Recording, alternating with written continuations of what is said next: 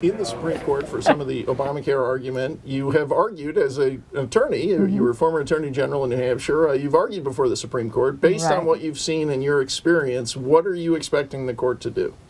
Well, this decision is going to be decided by Justice Kennedy. He's clearly the swing vote on this court on what happens to health care, as he is on many other issues. And I think if I were to make a prediction, I'm always cautious about making predictions because I've had plenty of oral arguments where the questions go one way and the result comes out the other way. Right. But based on what I heard and saw in the oral arguments, I think that the individual mandate is going to be struck down, that the court will look at the whole statute, no severability clause, and look at how... A clause saying that if one part gets knocked out, the other parts should remain. Which is pretty standard. They left that out of Obamacare. They left it out, and that means something because it's pretty standard legislative fare to put that in when you want the rest of the law to stand.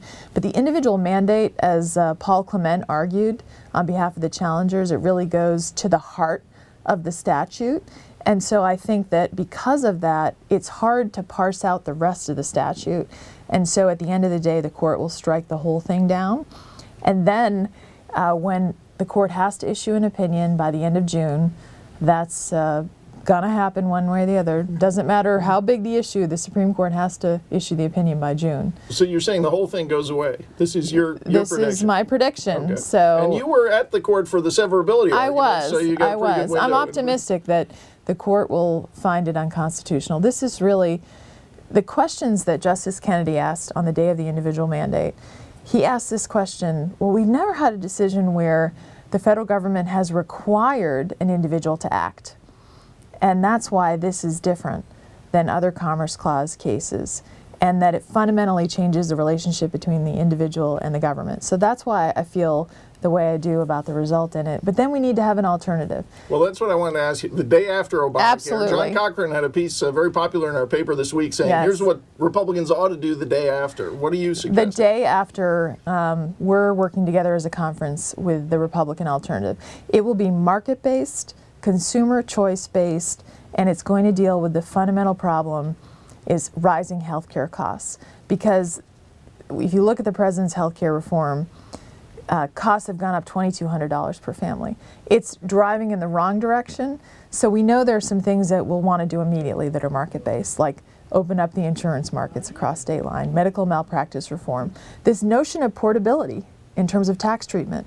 And then also we understand it's important to deal with the pre-existing condition issue. And so we will come up with an alternative plan. We have very strong ideas on this. We have some physicians in our conference, Tom Coburn and John Barrasso, really good ideas, and we'll put together an alternative plan that is a much better proposal that will be market-based and give people choice in their own health care. Well, a lot of people look at the healthcare system and they say what you've got to do is you've got to get the consumer actually shopping. And transparency of prices, That it's not a real market. It has to be their money and maybe insurance for more catastrophic conditions. Right. But are those kind of things, do they get taken care of if you just allow people to shop across state lines where they can buy a bigger or a smaller plan? Well, that's only one piece of it. The across state lines obviously gives people more choice than they have now. In New Hampshire, you have 3 choices because each state has its own silo. And so therefore, they'll be able to choose among more insurers. But the issue is also states have mandates that they've imposed. The federal government imposes mandates. And so if you're a young person, you may just want to buy a catastrophic policy. And if you can have greater choice among policy choices, as a family, I have 2 children, I probably would buy a policy that is much more than catastrophic but people aren't given those choices now, and I think that's why there needs to be more consumer choice. And you're absolutely right, it's not like other products. We need transparency in pricing. I can tell you in New Hampshire, you go to 2 different hospitals to get an MRI, 2 different prices. But consumers don't know that. We should know that, and we should feel empowered on our own health care. That's why things like health savings accounts were such a great thing for us to do. This, of course, Obamacare actually undermines health savings accounts, unfortunately. Okay, now healthcare, of course, one piece of a larger problem with federal spending. Yes, and a big piece of that problem. based on, it sounds like from your experience, maybe the good news is that debt deficits Yes. used to be kind of a boring beltway topic. This is really top of mind for voters. Yeah. Even bigger than taxes, maybe, or right up there. Well, Where do you- here's the good news, that the debt and deficit is not just for people with the green eye shades anymore. This is about, in my campaign, the reason I got into the Senate race, I have 2 children, a 4-year-old and a 7-year-old, and basically where we are, what kind of country are we leaving for the next generation? We're stealing from our children. And I think that resonates with people.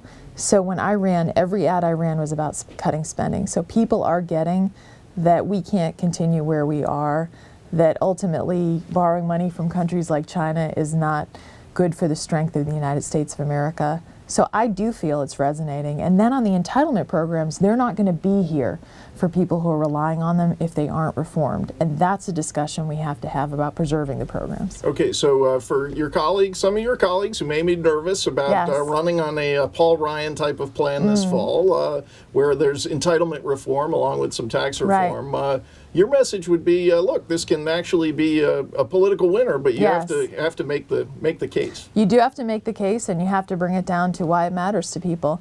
Medicare, according to the trustees, is going to go bankrupt in 2024. That's going to hit a lot of seniors.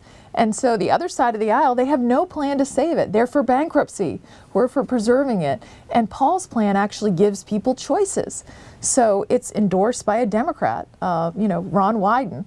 It gives people choices. They can keep the traditional Medicare, or they can decide to do more of a private, like I get in Congress, choice premium support system. So, And it also, the reforms don't hit people who are currently retired. Exactly. So that's probably a big and I think selling that's point. really important. People need to understand you have Medicare now. There aren't going to be any changes to it. Or if you're close to retirement, no changes to it. But we're talking about reforming it so it's sustainable for future generations and sustainable for our long-term fiscal health of this country. Great, thanks. Yeah, great.